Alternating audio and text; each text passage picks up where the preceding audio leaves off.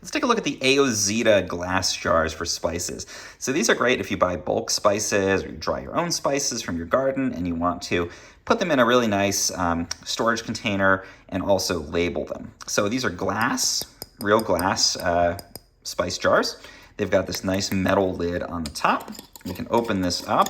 It's got a good strong seal, so it's going to keep these well protected.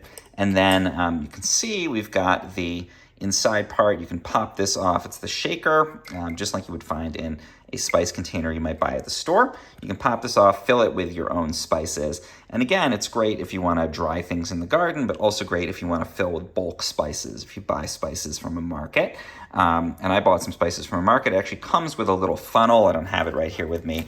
A little silicone funnel that you can use to fill them. I find the funnel works okay. It's not the best, but it does get the job done. I just used a rigid funnel for mine to fill these up. And you get a bunch of these jars nicely packed so that they're good and secure. And then you have a couple of options. You can either take these little labels, and it comes with a bunch of these, and also with a chalk pen you can use to write on these. You can either write your own labels, or it also comes with some pre-printed ones for common spices. So this is nice. You can have a consistent design and labeling for your spices.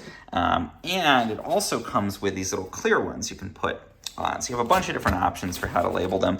And here's what it looks like. I did this with some cumin, and you can see it comes out beautiful. It stores the spice really nicely in here. The lid is really secure, nothing's coming out. And then we've got this really lovely and very clear little label that goes on top of these.